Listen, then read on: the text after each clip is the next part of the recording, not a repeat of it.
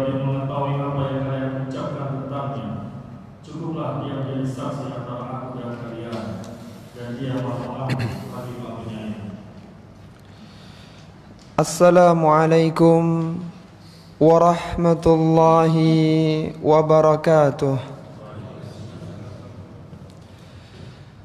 Innal hamdalillah nahmaduhu wa nasta'inuhu wa nastaghfiruh wa na'udzu billahi min shururi anfusina wa min sayyiati a'malina.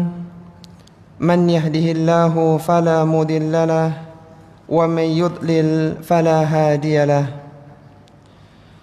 Wa ashhadu an la ilaha illallah wahdahu la syarika lahu wa ashhadu anna Muhammadan abduhu wa rasuluh. Ya ayyuhalladzina amanu taqullaha haqqa tuqatih wa la tamutunna illa wa antum muslimun. Ya ayyuhan nasu taqu rabbakumul ladzi khalaqakum min nafsin wahidah wa khalaqa minha zawjaha wa batha minhuma rijalan katsiran wa nisaa'a wattaqullaha alladzi tasaaluna bihi wal arham innallaha kana 'alaikum raqiba. Ya ayyuhalladzina amanu taqullaha wa qulu qawlan sadida yuslih lakum a'malakum wa yaghfir lakum dhunubakum wa man yuti'illaha wa rasulahu faqad faza fawzan 'azima.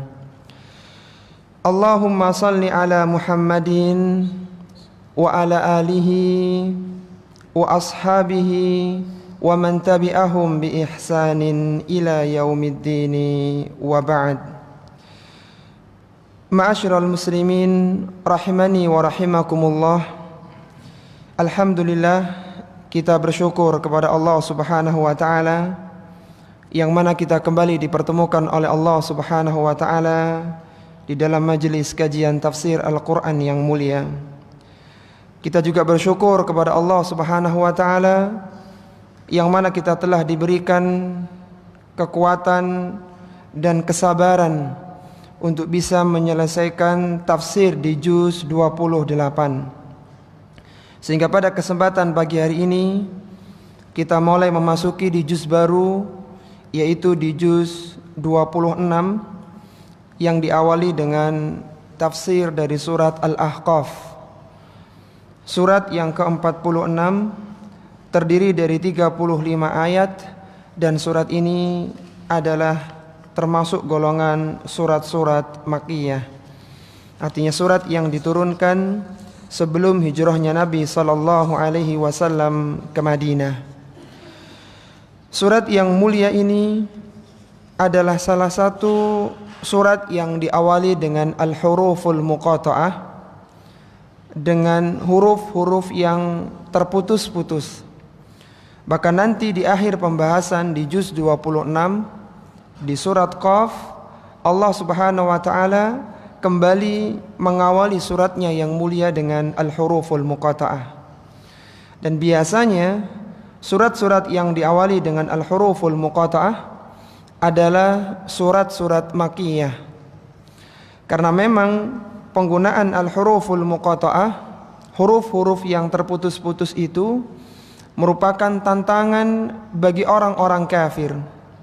Bahwasanya Al-Qur'anul Karim adalah sebuah kitab suci yang disusun dari rangkaian huruf-huruf hijaiyah yang kalian kenal, yang biasa kalian gunakan dalam pembicaraan. Artinya Allah tantang mereka, kalaulah kalian mampu untuk membuat kitab seperti Al-Qur'an, maka susun huruf-huruf hijaiyah itu. Tapi tidak ada satu makhluk pun yang mampu mendatangkan kitab semacam Al-Qur'an ini. Dan dalam al-huruful muqatta'ah, dalam penggunaan al-huruful muqatta'ah, ini tidak ada rahasia yang tersembunyi di sana.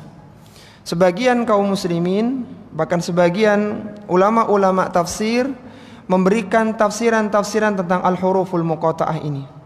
Tapi pendapat yang rajih, pendapat yang kuat dalam masalah ini, bahwa penggunaan huruf-huruf muqatta'ah itu tidak menyimpan misteri tertentu.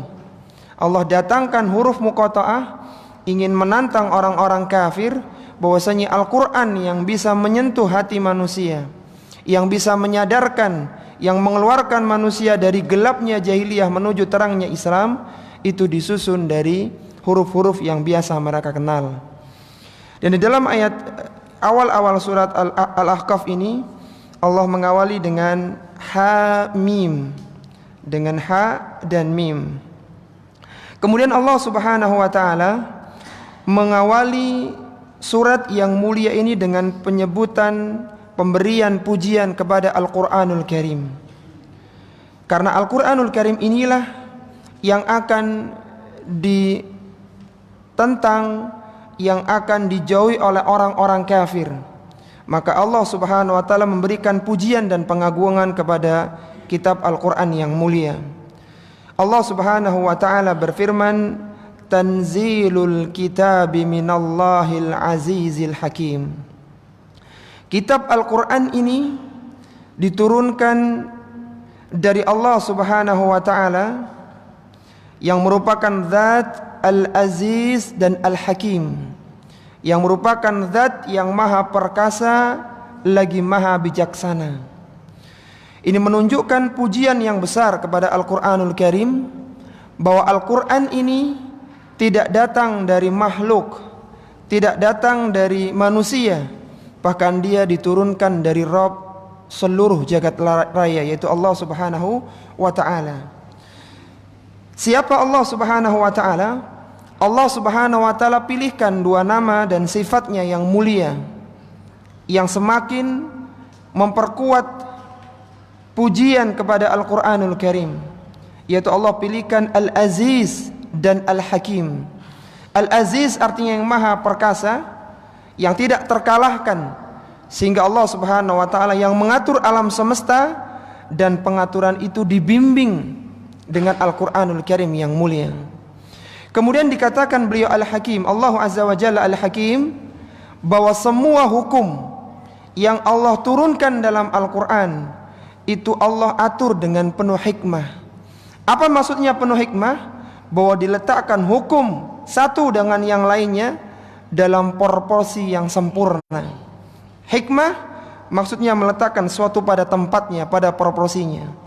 Sehingga Allah Subhanahu wa ta'ala katakan dalam ayat yang lainnya, "Lau kana min indi ghairillahi lawajadu fihi ikhtilafan katsira."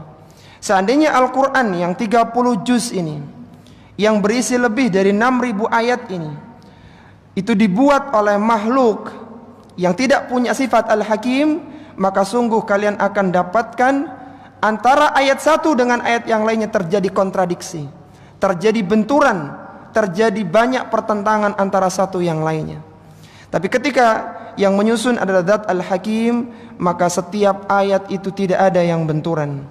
Seandainya itu seolah-olah kontradiksi, maka akal kita, akal manusialah yang tidak mampu menjangkaunya, sehingga perlu membuka kitab-kitab para ulama yang bisa meluruskan pemahaman, sehingga tidak ada ayat yang satu dan yang lainnya yang berbenturan. Penyebutan kata Al-Hakim ini menunjukkan pujian yang mulia kepada Al-Quran, bahwasanya hukum yang sebesar itu, ayat-ayat yang sebanyak itu, tidak ada satupun yang bertentangan antara satu dengan yang lainnya. Kemudian pada ayat yang ketiga, Allah Subhanahu wa ta'ala menyebutkan tentang keagungannya penciptaan langit dan bumi yang Allah Subhanahu wa ta'ala ciptakan dengan tidak ada kesia-siaan di dalamnya. Allah Subhanahu wa ta'ala berfirman, "Ma khalaqnas samawati wal arda wa ma bainahuma illa bil haqqi." Kami tidak menciptakan langit dan bumi serta apa yang ada di antara keduanya kecuali dengan hak, kecuali dengan tujuan yang benar. Apa yang dimaksud dengan al-haq di sini? Diciptakannya langit dan bumi ini dengan penuh hikmah yang sangat besar. Diciptakan antara satu dengan yang lainnya penuh hikmah, bukan perkara yang sia-sia dan bukan permainan belaka. Ini bantahan bagi orang-orang ateis yang menyatakan bahwasannya langit dan bumi tercipta dengan sendirinya. Air keluar dengan sendirinya, hujan turun dengan semau dia, matahari keluar dengan keinginan dia sendiri. Dibantah oleh Allah Subhanahu wa taala bahwa semua yang Allah ciptakan ini bil haqqi, bukan main-main, bukan sesuatu yang sia-sia, semua diatur oleh Allah Subhanahu wa taala. Maka Allah Subhanahu wa taala menyebutkan tentang keteraturan ini dan disebutkan pada potongan berikutnya, wa ajalin musamma. Semua itu, keteraturan alam semesta itu ada batasnya, ada waktunya, yaitu kapan? Sampai datangnya hari kiamat. Penciptaan yang agung, yang besar ini akan berjalan sesuai dengan yang Allah kehendaki sampai datangnya hari kiamat. Kenapa Allah Subhanahu wa taala setelah menyebutkan tentang keagungan Al-Qur'an, kemudian pada ayat yang ketiga ini Allah menyebutkan tentang agungnya penciptaan langit dan bumi? Kita bisa mengetahui bahwa besarnya penciptaan langit dan bumi itu membutuhkan sebuah pengaturan yang besar yang bisa mengatur jalannya kehidupan di dunia ini, yaitu Al-Qur'anul Karim yang mulia. Kalaulah tanpa adanya Al-Quran, maka kehidupan manusia jauh dari bimbingan dan keluar dari aturan yang sebenarnya, sehingga muncullah banyak kerusakan di mana-mana. Walladzina kafaru amma unziru mu'ridun. Adapun orang-orang kafir dengan aturan Al-Quran, dengan bimbingan Al-Quran ini, dengan peringatan Al-Quran ini, mereka berpaling, mereka menolak, mereka tidak mau mengikuti kebenaran Al-Quranul Karim. Kenapa mereka tidak mau? Kenapa mereka menolaknya? Karena kerasnya hati mereka, karena hati mereka telah terkunci. Sebagaimana Allah Subhanahu wa taala sebutkan dalam surat Muhammad, afala yatadabbarunal Qur'an am ala qulubin aqfaluha. Kenapa mereka tidak mau mentadabburi Al-Quran, tidak mau memperhatikan, mencerna Al-Quran ini? Apakah mereka tidak punya akal? Apakah mereka tidak melihat? Apakah mereka tidak mendengar? Bukan. Tapi hati mereka telah akfal, telah dikunci oleh Allah Subhanahu wa ta'ala. Kalau kita boleh membuat sebuah permisalan bahwa manusia ini tidak bisa mendapatkan asupan informasi, tidak bisa mendapatkan akses informasi kebenaran kecuali masuk melalui penglihatan dan pendengaran. Dan masuknya ke bagian pencerna, bagian penganalisanya itu, palang pintunya adalah hati. Dan di hati itu ada babnya, ada pintunya. Yang pintu ini ketika dia tidak dibuka kuncinya oleh Allah, maka sebanyak apapun informasi itu tidak akan bisa dicerna oleh dirinya.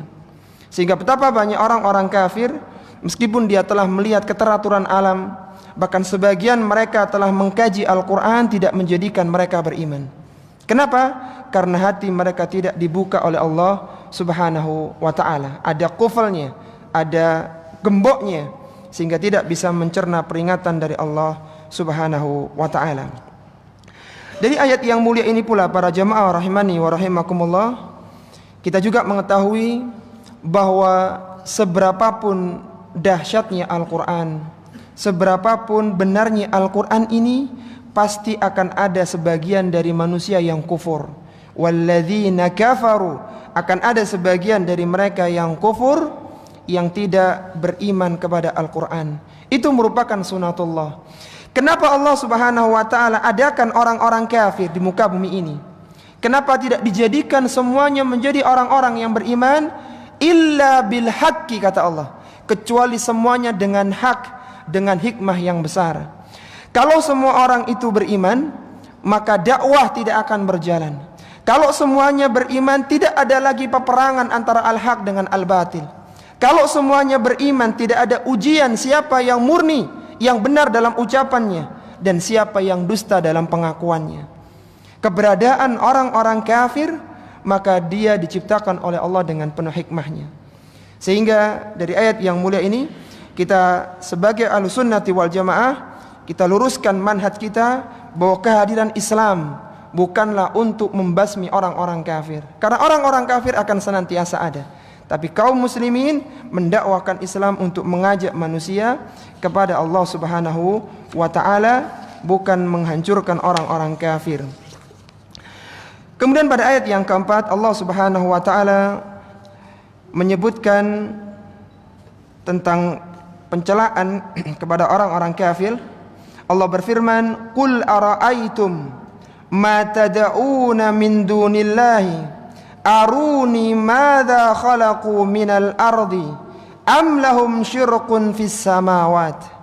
Katakanlah kepadaku, katakanlah wahai Rasulullah sallallahu alaihi wasallam kepadaku, ara'aitum ma tad'una min dunillahi, tentang apa yang kalian sembah selain Allah. Kalian menyembah sesembahan selain Allah Subhanahu wa taala. Aruni madza khalaqu minal ardi, maka perlihatkanlah kepadaku apa yang telah mereka ciptakan dari bumi ini. Apakah berhala-berhala yang kalian sembah, sesembahan lain yang kalian sembah itu memiliki andil dalam penciptaan bumi yang sudah Allah ciptakan ini? Am lahum syirkun fis samawat, ataukah mereka memiliki peran, memiliki andil dalam membangun langit yang 7 lapis itu? Ada enggak berhala ini dia bangun langit yang pertama, berhala ini membangun langit yang kedua, atau minimal membantu dalam penciptaan langit yang 7 lapis itu? Ituni bi kitabim min qabli hadza au atharatin min ilmin in kuntum sadiqin. Kata Allah Subhanahu wa taala, bawakanlah kepadaku kitab dari langit, kitab-kitab samawi dari langit sebelum Al-Quran ini, atau minimal ada athar, ada prasasti, ada jejak nabi-nabi terdahulu yang menunjukkan ilmu tentang kesyirikan ini. Sembahlah fulan, sembahlah ini dan itu, in kuntum sadiqin, kalau kalian adalah orang-orang yang benar. Jadi Allah Subhanahu wa taala menantang orang-orang kafir, datangkan kepada kami mana bukti bahwa kekufuran itu diizinkan oleh Allah Subhanahu wa taala. Kalian berikan sesembahan, kalian berikan ibadah kepada selain Allah, kepada zat, kepada sesuatu yang tidak pernah buat andil dalam menciptakan fasilitas hidup kalian, tidak pernah ikut andil dalam mengalirkan sungai, tidak pernah ikut andil dalam menciptakan gunung yang megah, bahkan tidak bisa membantu penciptaan langit yang kokoh itu. Ini ditantang oleh Allah Subhanahu wa taala yang merupakan celaan kepada sesembahan-sesembahan selain Allah Subhanahu wa taala. Kemudian pada ayat yang kelima Allah Subhanahu wa taala berfirman, "Wa man adallu mimman yad'u min dunillahi man la yastajibu lahu ila yaumil qiyamah." Siapakah yang lebih sesat daripada orang-orang yang menyembah sesembahan selain Allah Subhanahu wa taala, yang sesembahan itu tidak bisa mampu mengabulkan permintaan mereka sampai datangnya hari kiamat. Sesembahan itu tidak bisa mengabulkan apa yang mereka inginkan, tidak bisa memberikan manfaat dan tidak bisa menolak mudarat bagi mereka. Wahum an du'aihim ghafilun, bahkan dari doa-doa mereka, sesembahan mereka ini ghafil, lalai, tidak bisa mendengar, dan seandainya mereka mendengar maka tidak bisa memberikan. Jadi Allah Subhanahu wa taala sebutkan pada ayat yang keempat tadi, sesembahan itu tidak pernah ikut andil dalam menciptakan langit dan bumi. Kalau memang ada, mana buktinya? Tidak ada bukti mereka membangun langit dan bumi. Semua dibangun oleh Allah Subhanahu wa taala demikian rapinya. Sudah demikian, sesembahan selain Allah Subhanahu wa taala tersebut seandainya dimintai berdoa kepada mereka, maka mereka tidak bisa memberikan manfaat kepada orang-orang yang meminta kepadanya. Sampai kapan? Sampai datangnya waktu hancurnya bumi ini, yaitu datangnya hari kiamat. Dan mereka lalai dari doanya orang-orang yang minta kepadanya. Ini menunjukkan para jamaah rahimani wa rahimakumullah, bahwasannya doa adalah salah satu bentuk ibadah. Sebagaimana disebutkan dalam ayat ini, wahum an du'aihim ghafilun. Dan sesembahan-sembahan itu, dari doa-doa mereka, sesembahan itu ghafil, sesembahan itu lalai, tidak bisa mendengar, tidak bisa mengabulkannya. Ini merupakan isyarat bahwasanya doa adalah bagian dari ibadah yang tidak boleh diberikan kecuali hanya kepada Allah Subhanahu wa taala semata. Sebagaimana Rasulullah sallallahu alaihi wasallam menegaskan dalam hadisnya, ad-du'a'u huwal ibadah. Berdoa, memohon kepada Allah adalah bentuk ibadah. Sehingga ketika itu dikatakan ibadah, tidak boleh seorang mohon kepada selain Allah, tidak boleh dia meminta kepada selain Allah Subhanahu wa taala. Dan karena dia ibadah, maka doa ini bernilai pahala di hadapan Allah Subhanahu wa taala. Demikian pula ketika dia dikatakan ibadah, saat dipalingkan kepada selain Allah, maka dia juga bernilai dosa. Jadi doa dikatakan ibadah, berkonsekuensi pahala dan dosa. Kondisi sesembahan selain Allah Subhanahu wa taala ini tidak bisa mendengar itu ketika di dunia. Mereka ghafilun, mereka lalai itu ketika di dunia. Tapi nanti ketika pada hari kiamat, sesembahan itu diberikan kemampuan oleh Allah Subhanahu wa taala untuk berbicara, untuk memberikan konfirmasi, untuk memberikan bantahan kepada orang-orang yang dulu pernah menyembahnya. Jadi sebuah pukulan berat ketika di dunia doa mereka tidak pernah dikabulkan, permintaan mereka tidak pernah diberikan, sedangkan pada hari kiamat yang disembah justru memberikan celaan dan laknat kepada orang-orang yang telah menyembahnya. Sebagaimana Allah Subhanahu wa taala sebutkan pada ayat yang ke-6, wa idza khusiran nasu kanu lahum a'daan. Apabila manusia dikumpulkan pada hari kiamat kelak, maka sesembahan tersebut akan menjadi a'da, akan menjadi musuh-musuh bagi mereka sendiri. Wa kanu bi ibadatihim kafirun, dan sesembahan itu terhadap peribadahan mereka kepadanya, sesembahan itu mengingkarinya, menafikannya, bahkan melaknat orang-orang yang telah menyembah dirinya. Jadi bantah oleh Allah Subhanahu wa taala bahwasanya kesyirikan ini tidak mendatangkan sedikit pun kebaikan. Di dunia tidak bermanfaat, bahkan di akhirat mendapatkan laknat dan celaan dari sesuatu yang disembah itu sendiri. Kemudian Allah Subhanahu wa taala membahas tentang pencelaan orang-orang kafir kepada Al-Qur'an, dan ini menunjukkan bahwasannya di antara tabiat orang-orang kafir, selain mereka berpaling dari Al-Qur'an, mereka akan meremehkan, bahkan menistakan Al-Qur'anul Karim yang mulia. Sebagaimana Allah Subhanahu wa taala sebutkan pada ayat yang ke-7, wa idza tutla alaihim ayatuna bayyinatin.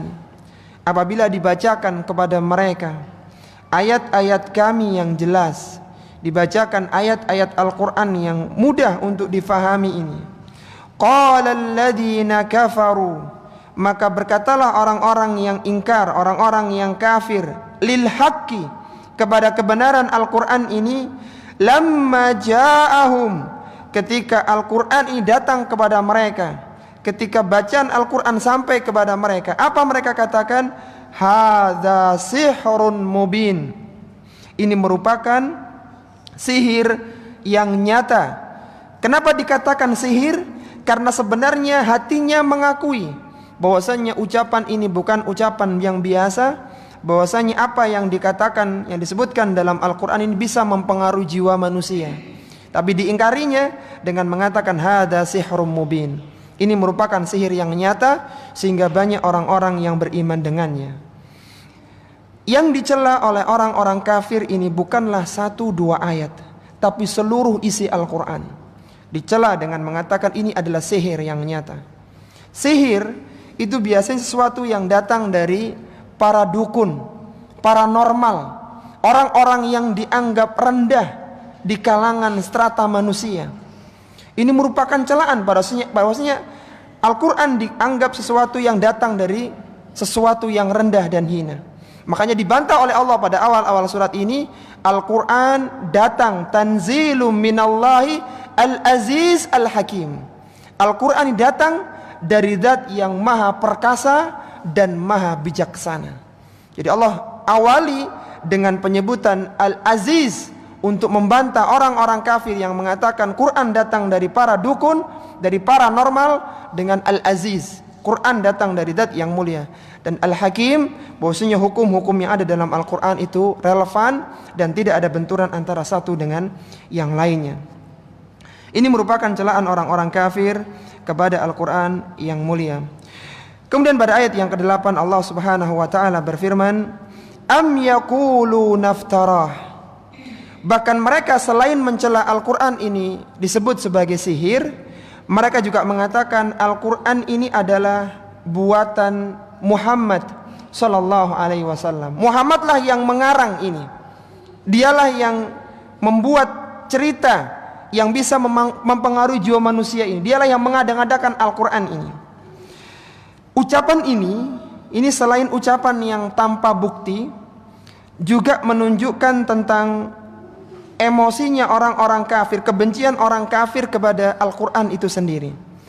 Kenapa dikatakan tanpa bukti? Bahwasanya mereka tahu, ya, orang-orang kafir Mekah itu tahu Rasulullah itu dari awal adalah seorang yang ummi, tidak pernah bisa baca tulis. Bahkan seketika perjanjian Hudaybiyah, ketika Rasulullah harus memberikan stempel, memberikan taukiknya, tanda tangannya, kalau bahasa kita sekarang, untuk mengesahkan Sulhul Hudaybiyah itu, perjanjian Hudaybiyah, Rasulullah tidak tahu di manakah tempat tanda tangan beliau, tempat stempel beliau itu. Sehingga tanya kepada Ali, wahai Ali, di manakah aku harus tanda tangan? Maka Ali tunjukkan, di sini wahai Rasulullah, aku di sini, engkau harus stempel. Tidak bisa baca. Apakah kiranya makhluk yang tidak bisa baca tulis ini bisa menyusun sebuah kalimat, paragraf, bahkan sebuah kitab besar yang isinya tidak ada kontradiksi dan setiap akhir katanya itu punya rima, punya syair yang sama, berakhir dengan a, dengan i, dengan im? Itu kan luar biasa. Apa mungkin baca saja tidak bisa, dan mereka tahu kondisi itu, kok bisa menyusun kitab yang sebesar ini? Itu yang pertama. Kemudian dikatakan mereka ini tanpa bukti, karena mereka tahu bahwasanya orang-orang Arab adalah kaum yang tidak pernah mendapatkan kitab samawi. Berbeda dengan orang-orang Yahudi dan Nasrani yang merupakan Bani Israel yang biasa turun kitab kepada mereka. Sehingga bisa jadi kitab yang sekarang dibuat, seandainya itu kaum yang sudah biasa turun kitab, bisa jadi kitab yang dibuat sekarang adalah duplikat atau gabungan dari kitab-kitab yang lalu. Jadi dikomparasikan dari kitab Injil, kitab Taurat, kemudian tersusunlah kitab Al-Quran. Padahal tidak pernah turun kepada Nabi dan orang-orang Mekah secara khusus kitab dari langit. Yang ada untuk kalangan orang-orang Yahudi, yaitu dari kalangan Bani Israel. Dan tidak ada sejarah yang mengatakan Rasulullah belajar kepada orang-orang ahli kitab. Sehingga mengatakan kul iniftaraituhu, mengatakan am yaqulu naftara, bahwasanya Al-Qur'an ini datang dari yang membuat adalah Muhammad sallallahu alaihi wasallam. Ini ucapan yang tanpa bukti. Kul iniftaraituhu, ini dibantah oleh Allah Subhanahu wa taala berikutnya, seandainya Al-Qur'an ini benar-benar dibuat oleh Muhammad sallallahu alaihi wasallam, katakan wahai Muhammad, fala tamlikuna li minallahi syai'a, jika aku membuat Al-Qur'an, maka kalian wahai orang-orang kafir tidak bisa menolongku dari siksaan Allah. Wa a'lamu bima tufiduna fi, Allah tahu ketika aku mengarang Al-Quran, maka Allah akan menyiksaku dan kalian tidak akan bisa memberikan pertolongan kepadaku. Bima tufiduna fi, Allah tahu apa yang diucapkan kalian kepadaku. Artinya begini, kalaulah Nabi SAW itu mengarang, mengada-adakan Al-Quran, maka selain tadi tanpa bukti dari sejarah dan semisalnya, maka seandainya Rasulullah itu mengarang, maka Allah akan berikan siksaan. Dan ketika siksaan itu turun, orang-orang kafir itu tidak akan bisa menolong Nabi SAW. Logikanya begini, apa ada manusia dia membuat sebuah kebohongan untuk publik dan dia tahu resikonya membuat kebohongan ini, sedangkan dia paham bahwa kalau dia sampai ketahuan dusta, orang sedunia tidak bisa menyelamatkan dari siksaan itu. Bisa dipahami ya? Jadi misalnya ada seorang itu, dia tahu kalau dia sampai merubah aturan, maka hukumannya sangat berat. Dan kalau dia dihukum, tidak ada manusia pun yang bisa menolongnya. Pertanyaannya, apakah orang ini mau membuat sebuah kebohongan dan dia tahu itu bohong, dan dia faham bahwasannya orang lain tidak akan bisa mampu menolongnya. Sekarang pertanyaannya, apa sih kira-kira hukuman yang akan Allah berikan ketika Rasulullah terbukti membuat karangan dalam Al-Quran ini? Itu yang menjadi pertanyaan kan? Apa kira-kira hukumannya? Yang dikatakan, seandainya Allah menghukumku, fala tamlikuna li minallahi syai'a. Kalian tidak akan pernah bisa menolongku selama-lamanya. Apa hukumannya? Hukumannya telah Allah sebutkan dalam surat Al-Haqqah ayat 44 sampai 47. Allah Subhanahu wa taala berfirman, "Walau taqawwala 'alaina ba'dal aqawil la akhadna minhu bil yamin thumma laqata'na minhu al watin fama minkum min ahadin anhu hajizin." Lihat apa hukuman yang Allah akan berikan kalau sampai Nabi SAW memberikan tambahan ayat dalam Al-Quran, mengurangi Al-Quran, bahkan mengarang Al-Quran itu sendiri. Kata Allah Subhanahu wa taala, "Walau taqawwala 'alaina ba'dal aqawil." Seandainya Rasulullah SAW mengadakan perkataan atas nama kami, dikarang Al-Quran itu, ditambahkan ayat, dibuang ayat yang lain. Apa hukumannya? La akhadna minhu bil yamin. Niscaya kami akan benar-benar pegang dia tangan-tangan kanannya. Ia akan kami pegang tangan kanannya. Thumma la akhadna minhu bil yamin, thumma laqata'na minhul watin. Kemudian akan benar-benar kami akan potong urat jantungnya, yang dengan terputusnya jantung itu dia akan langsung mati seketika itu juga. Fama minkum min ahadin anhu hajizin. Kalau itu terjadi, siksaan itu terjadi, maka tidak ada seorang pun yang bisa menghalangi pemutusan jantung itu. Jadi langsung akan meninggal seketika Nabi SAW kalau sampai membuat karangan dalam Al-Quran ini. Maka muncul pertanyaannya, apakah logis kalau ada seorang yang tahu hukuman berat yang akan menimpanya, mengarang Al-Quran, dan itu disebutkan oleh Allah Subhanahu wa taala, dia masih membuat karangan tambahan kepada isi Al-Quran ini? Jelas tidak mungkin. Jadi selain mereka tidak bisa mendatangkan bukti yang dikatakan Nabi SAW membuat Al-Quran, ini juga dibantah oleh Allah Subhanahu wa taala secara khusus. Ini menunjukkan dan mengingatkan kepada kita bahwasannya orang-orang yang mengatakan bahwa Al-Quran itu dirubah dan sebagainya, tercampur antara ucapan satu dengan yang lainnya, bahkan tercampur dengan ucapan sahabat misalnya, maka ini ucapan yang sangat tidak berdasar. Jangankan ucapan Umar dan Abu Bakar ya, ucapan Nabi SAW andai kata masuk akan ditegur oleh Allah Subhanahu wa taala, bahkan dihukum kalau itu sengaja dilakukan. Sehingga Al-Quran itu murni kalamullah, murni firman dari Allah Subhanahu wa taala. Kafa bihi syahidan baini wa bainakum wa huwal ghafurur rahim. Cukuplah Allah Subhanahu wa taala yang menjadi saksi atas diriku dan dirimu. Jadi kalian sudah banyak berdusta wahai orang-orang kafir, Allah lah yang menjadi saksi antara aku dengan kalian, wa huwal ghafurur rahim. Dan Allah adalah zat yang maha pengampun lagi maha penyayang. Al-Hafidz Ibnu Katsir rahimahullahu taala menyebutkan dalam tafsirnya, kenapa Allah Subhanahu wa taala menutup firman-Nya di ayat yang ke-8 ini dengan Al-Ghafur dan Ar-Rahim, setelah menyebutkan tentang celaan orang-orang kafir, penistaan, tuduhan orang kafir kepada Al-Quran dan Rasulullah Sallallahu Alaihi Wasallam. Tadi kan dituduh Al-Quran ini adalah sihir, kemudian dikatakan Al-Quran ini adalah buatan Muhammad Sallallahu Alaihi Wasallam. Tuduhan yang sangat keji, yang sangat nista. Tapi pertanyaannya, kenapa Allah tidak katakan wa huwal azizul hakim? Allah itu maha aziz dan maha bijaksana dalam berikan hukuman kepada orang kafir.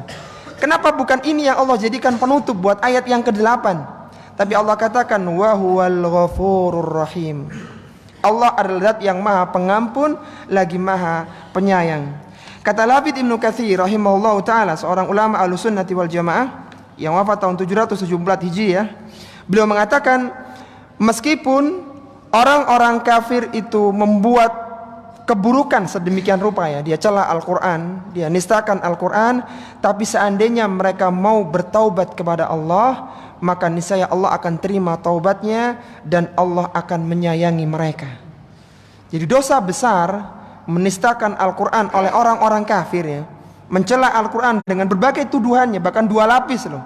Dituduh sebagai sihir, dikatakan mengada-adakan ini perbuatan yang sangat buruk. Seandainya mereka nanti masuk Islam, mereka bertaubat, mereka sadar, maka semua dosa dan kesalahan itu akan diampuni oleh Allah Subhanahu wa ta'ala. Ini menunjukkan luasnya ampunan Allah Subhanahu wa ta'ala. Jadi orang-orang kafir yang mau bertobat, maka niscaya Allah Subhanahu wa ta'ala akan mengampuni mereka dan akan menyayangi mereka. Baik, fadhal Ustaz.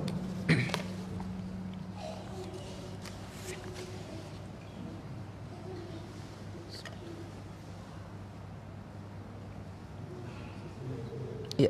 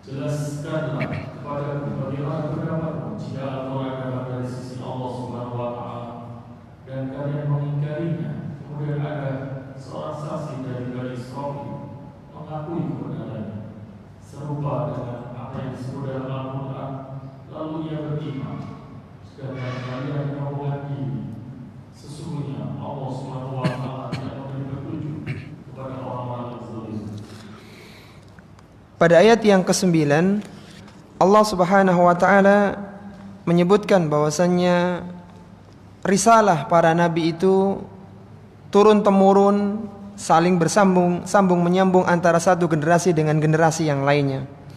Sebagaimana Allah Subhanahu wa ta'ala sebutkan, "Qul ma kuntu bid'am minar rusul." Sesungguhnya katakanlah bahwasanya aku bukanlah rasul yang pertama kali diutus oleh Allah.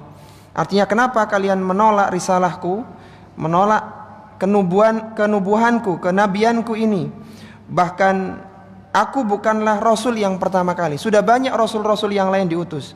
Cerita tentang Nabi Musa di kalangan Bani Israel, tentang Nabi Isa didengar oleh banyak manusia. Aku bukanlah makhluk yang baru pertama kali menawarkan agama ini, membawa Islam yang mulia ini. Sudah datang nabi-nabi yang sebelumnya, yang mereka ini juga menyampaikan seperti apa yang aku sampaikan. Artinya kalaulah orang-orang Yahudi dan Nasrani itu tidak mendapatkan tekanan dari orang-orang Mekah, tidak mendapatkan permusuhan dari orang-orang Makkah, maka apa yang dibawa Nabi itu sama dengan yang mereka sampaikan, yang dibawa oleh nabi-nabi mereka. Kemudian Rasulullah SAW disuruh mengatakan, wa ma adri ma yuf'alu bi wala bikum. Katakanlah kepada mereka, wahai Rasulullah SAW, dan aku tidak tahu apa yang akan diberbuatnya kepadaku wala bikum, dan kepada kalian. Ketika turun ayat yang mulia ini dan dibacakan kepada orang-orang Makkah, maka mereka tertawa, mereka mencelanya. Rasulullah disuruh mengatakan, katakanlah wahai Rasulullah kepada mereka, ma yuf'alu bi wala bikum. Aku ini tidak tahu apa yang akan diperbuat Allah kepadaku dan kepada kalian. Maka spontan orang-orang Makkah mengatakan, bagaimana mungkin kami akan memasuki agamamu, kami memeluk agamamu, sedangkan engkau sendiri tidak tahu apa yang akan terjadi untuk dirimu dan diriku.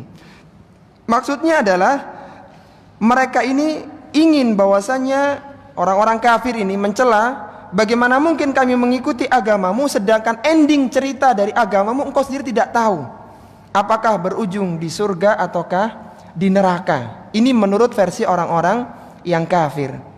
Dan sebagian manusia ya, dengan berdasarkan ayat ini mereka mengatakan ya, bahwasanya Rasulullah itu belum tentu masuk ke dalam surga. Kenapa? Karena Rasulullah suruh mengatakan, wa ma adri ma yuf'alu bi wala bikum. Aku tidak tahu apa yang akan menimpaku dan apa yang akan menimpa kepadamu.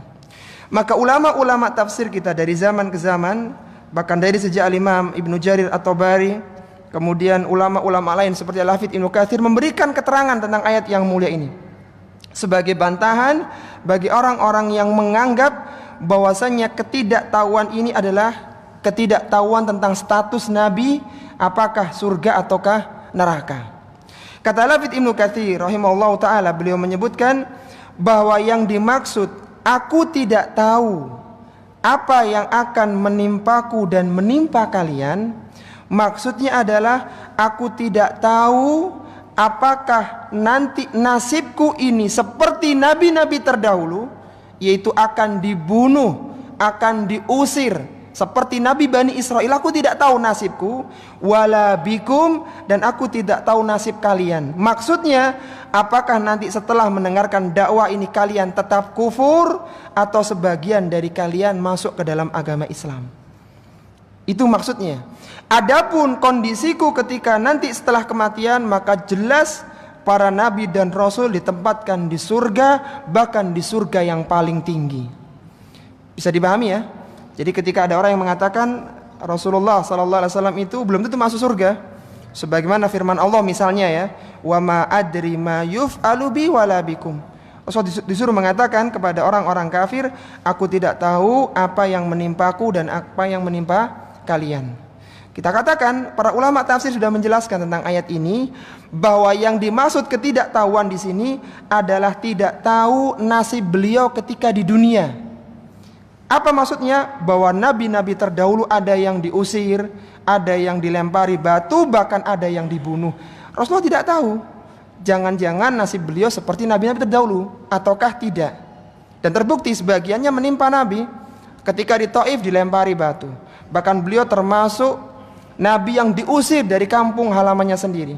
Sama-sama beliau pernah mengatakan kepada Makkah itu, kepada kota Makkah, wahai Makkah, sesungguhnya engkau adalah kota yang dicintai oleh Allah. Seandainya bukan karena aku diusir dari kaumku, oleh kaumku ini, niscaya aku tidak akan memilih tempat tinggal lain kecuali engkau, wahai Makkah. Ini menunjukkan bahwa Nabi diusir, sebagaimana nabi-nabi terdahulu juga diusir. Tapi alhamdulillah Nabi SAW tidak sampai dibunuh sebagaimana nabi-nabi yang lainnya.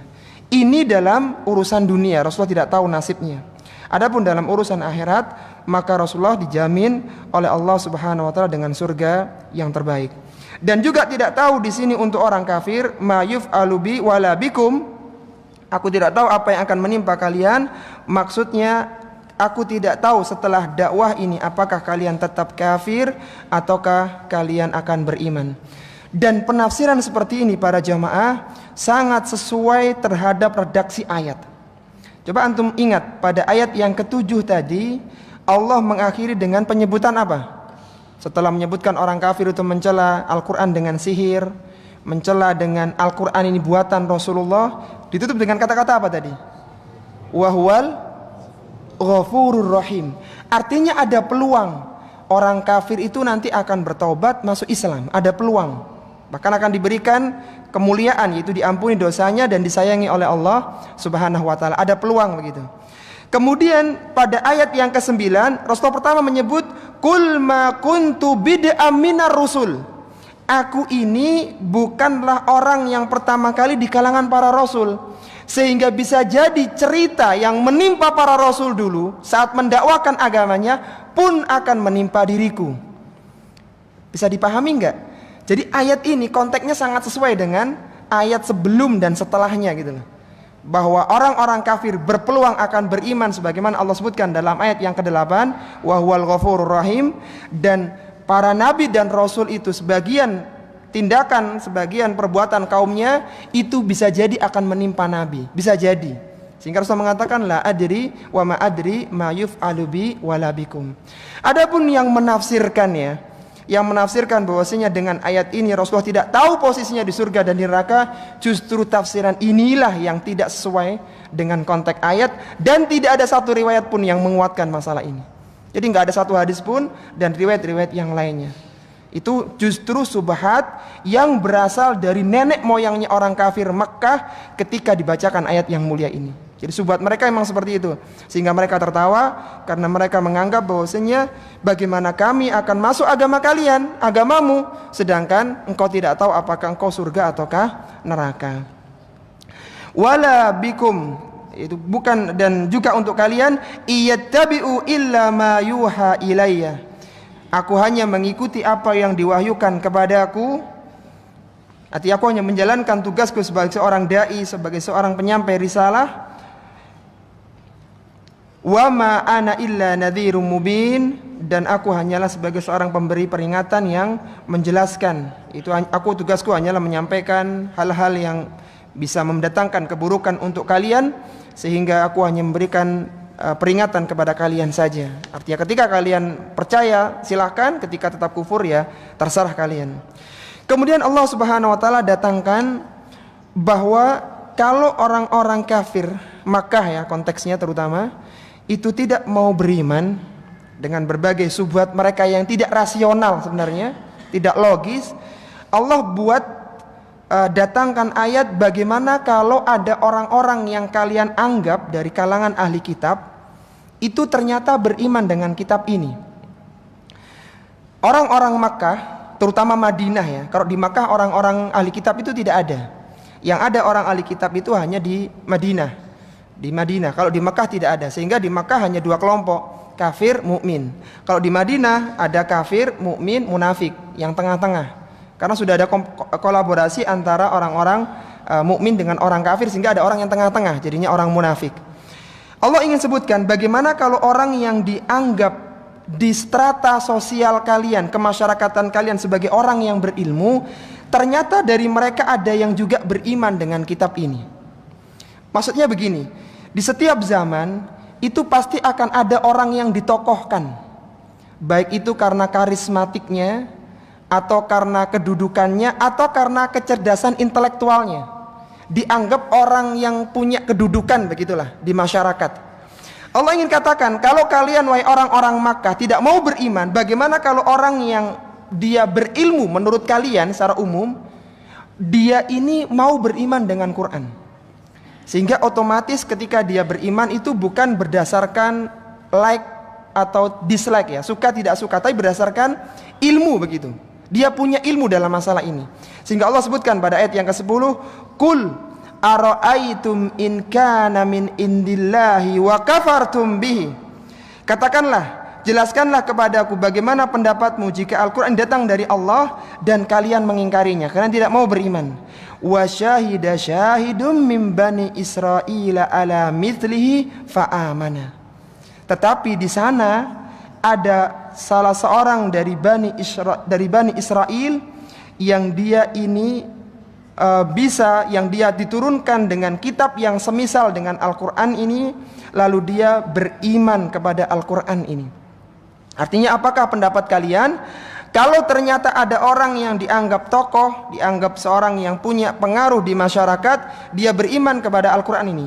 Bahkan wasyahida syahid, yang dimaksud dengan syahid di dalam ayat ini, jumhur para mufassirin, maksudnya adalah Abdullah bin Salam.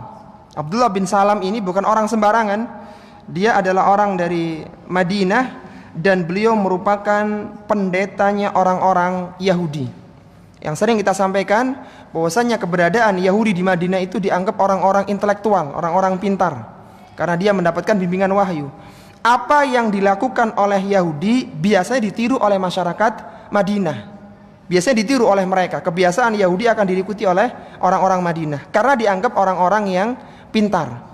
Dan ini yang beriman bukanlah kalangan rendahan di kalangan orang-orang Yahudi, tapi yang beriman adalah tokohnya mereka sendiri, yaitu Abdullah bin Salam, yang mengakui kebenaran Al-Quranul Karim ini.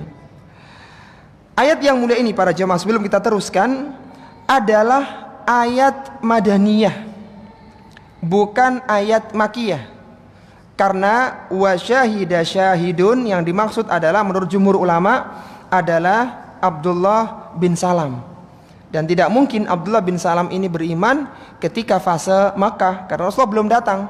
Abdullah bin Salam baru beriman setelah Rasulullah datang ke Madinah. Sehingga ayat ini adalah ayat Madaniyah. Dari sini kita jadi tahu, bisa jadi dalam satu rangkaian surat Makkiyah terdapat ayat-ayat Madaniyah. Bisa jadi, meskipun secara umum ayatnya ini adalah Makkiyah, mayoritasnya maksudnya, tapi ada 1-2 ayat yang Madaniyah. Atau sebaliknya, bisa jadi dalam rangkaian ayat yang Madaniyah ada 1-2 ayat yang Makkiyah, dan itu tidak masalah. Tidak masalah, karena memang ayat ini turunnya berdasarkan keadaan yang menuntut turunnya sebuah ayat tertentu. Abdullah bin Salam ini adalah seorang yang memang dikehendaki kebaikan oleh Allah Subhanahu wa taala dengan dituliskan dia akan menjadi penghuni surga. Sebagaimana disebutkan dalam hadis yang diriwayatkan dari Sa'ad bin Abi Waqqas radhiyallahu taala anhu, dia mengatakan, "Ma sami'tu an-nabiyya sallallahu alaihi wasallam yaqulu li ahadin yamshi 'alal ardi innahu min ahlil jannah." Aku tidak mendengar bahwasanya Nabi sallallahu alaihi wasallam menyebutkan tentang seorang yang berjalan di atas muka bumi ini dan dia termasuk penghuni surga, illa li Abdullah bin Salam, kecuali adalah Abdullah bin Salam. Jadi memang dia orang yang memang dikehendaki oleh Allah Subhanahu wa taala kebaikan surga. Qala fihi nazalat hadhil ayah, untuk dirinya lah diturunkan firman Allah, wa syahida syahidun min bani Israil ala mithlihi, dan ada saksi dari Bani Israel yang telah diturunkan kitab yang semisal dengan Al-Quran ini. Abdullah bin Salam adalah seorang pendeta Yahudi yang masuk Islam ketika Rasulullah datang ke Madinah, dan beliau tinggal di Madinah sampai wafat tahun 43 Hijriah. Dan Abdullah bin Salam ini sebagaimana pernah kita bahas pada tafsir di juz 28 ya, tentang bagaimana kisah keislamannya, yang beliau ini mengajukan 3 pertanyaan yang tidak pernah bisa dijawab kecuali oleh seorang nabi. Apa 3 pertanyaannya itu? 3 pertanyaan dari Abdullah bin Salam yang menguji Nabi sallallahu alaihi wasallam, dan semuanya benar jawabannya. Yang pertama apa? Apa makanan pertama kali untuk penghuni surga? Jawabannya apa? Hati ikan paus, tambahan hati ikan paus. Yang kedua apa pertanyaannya? Yang kedua apa? Apa tanda kiamat yang pertama kali muncul? Jawabannya apa? Bukan matahari dari barat ya. Keluarnya api yang akan menggiring manusia ke Syam. Jadi terbitnya matahari dari barat itu belum kiamat, belum hancur dunia ini. Tapi nanti akan keluar dari api yang menggiring manusia ke Syam, baru terjadilah hari kiamat. Itu yang kedua. Yang ketiga, apa pertanyaannya? Bagaimana seorang anak bisa mirip bapaknya dan kapan seorang anak bisa mirip ibunya. Kata Nabi SAW, apabila yang dulu keluarnya adalah suaminya, bapaknya, maka anak ini akan mirip bapaknya. Apabila yang keluar adalah ibunya lebih dulu, maka anak ini akan mirip ibunya. Dan semua jawaban ini benar. Setelah Abdullah bin Salam ini masuk Islam ya, dengan ujian yang disampaikan kepada Nabi, dan ini pertanyaan yang luar biasa yang tidak bisa dijawab oleh seorang Nabi, maka dia menyatakan keislamannya. Kemudian dia mengatakan kepada Nabi SAW, "Ya Rasulullah, innal yahuda qaumun buhutun." Wahai Rasulullah Sallallahu Alaihi Wasallam, sesungguhnya orang-orang Yahudi adalah kaum yang suka berdusta. In amilu bi islami qabla an tas'alahum bahatuni indaka. Wahai Rasulullah Sallallahu Alaihi Wasallam, seandainya mereka tahu keislamanku sebelum engkau tanyakan kepada mereka, maka engkau akan melihat kedustaan mereka kepadamu. Jadi kalau engkau ingin tahu dustanya orang-orang Yahudi, coba jangan sampaikan dulu kalau aku masuk Islam. Tanya kepada mereka, nanti engkau akan tahu. Kemudian lihat setelah aku menyatakan keislamanku, begitu. Sebagai bukti mereka ini suka berdusta. Faja'atil Yahudu, kemudian setelah berjalannya waktu ya, datanglah seorang Yahudi. Fadakhala Abdullah al-baita. Setelah datang Yahudi, Abdullah ini sembunyi. Abdullah bin Salam ini sembunyi di dalam rumah. Faqala Rasulullah sallallahu alaihi wasallam, maka Rasulullah sallallahu alaihi wasallam bertanya, membuktikan kebenaran Abdullah bin Salam tadi. Kan disuruh bahwa Abdullah bin Salam mengatakan bahwa Yahudi itu seorang yang suka berdusta. Ini sifat mereka. Dan yang mengaku ini orang Yahudi sendiri, yaitu Abdullah bin Salam, orang Madinah. Mereka ini adalah kaum yang suka berdusta, wahai Rasulullah. Kalau engkau tidak percaya, coba bandingkan pertanyaan sebelum mereka tahu aku masuk Islam dan setelahnya, sama apa tidak? Itu yang ingin dibuktikan oleh Nabi. Ketika ada seorang Yahudi datang, Abdullah bin Salam ngapain tadi? Sembunyi di rumahnya. Kemudian Rasul bertanya kepada orang ini. Faqala Rasulullah sallallahu alaihi wasallam, ayyu rajulin fikum Abdullah bin Salam. Apa pendapatmu tentang Abdullah bin Salam? Dan dia orang ulama loh, bukan orang sembarangan. Dan ini nanti masuk Islam gitu loh. Kalau ulamanya mereka aja masuk Islam, kenapa kalian tidak masuk Islam? Kenapa kalian tidak beriman kepada Al-Quran begitu? Dikatakan, menurut kalian siapakah Abdullah bin Salam ini? Qala, maka qalu, mereka mengatakan, a'lamuna wabnu a'lamina. Dia adalah orang yang paling berilmu di kalangan kami, orang yang paling pintar di antara kami. Wa ahyaruna wabnu ahyarina. Dia orang yang paling terpilih, yang paling cerdas, anaknya orang yang paling cerdas. Jadi orang yang paling top lah di kalangan Bani Israel, di orang-orang Madinah. Faqala Rasulullah sallallahu alaihi wasallam, beliau bertanya, "Afara'aitum in aslama Abdullah?" Apa kira-kira pendapatmu kalau Abdullah ini masuk Islam? Maka spontan mereka mengatakan, qalu a'adahullahu min dalik. Kata mereka, sungguh demi Allah, Allah pasti menjaga dia dari perbuatan itu. Enggak mungkin Abdullah bin Salam masuk Islam. Karena dialah yang jadi dai kami, dialah menjadi tokoh kami yang ngajak kami ke sini. Maka tidak mungkin dia masuk agama Islam. Allah pasti akan menjaganya dari perbuatan masuk Islam itu. Maka fakharaja ibnullahi ilaihim. Keluar Abdullah bin Salam ini di hadapan mereka. Dia mengatakan, faqala asyhadu alla ilaha illallah wa asyhadu anna Muhammadan Rasulullah. Dia mengatakan, aku bersaksi bahwasanya tiada ilah yang berhak disembah kecuali Allah, dan aku bersaksi bahwasanya Muhammad adalah utusan Allah. Ini seperti petir yang menyambar mereka, orang-orang Yahudi. Apa mereka mengatakan? Faqalu syarruna wabnu syarina. Dia adalah orang yang paling buruk dari orang yang paling buruk di kalangan kami. Wa waqa'u fihi, dan dia terus mencela Abdullah bin Salam. Jadi Abdullah bin Salam ini masuk Islam. Nanti akan menjadi konteks dalam pembahasan ayat kita. Ada faedah lain para jamaah yang bisa kita ambil, bahwasanya karakter licik ya, karakter suka dusta itu sudah menjadi karakter inti orang Yahudi. Ketika mereka buat perjanjian akan diingkari. Dari dulu sejarah mereka seperti ini. Bahkan itulah yang disampaikan oleh Abdullah bin Salam sendiri. Sesungguhnya Yahudi adalah qaumun buhutun, kaum yang paling banyak suka berdusta.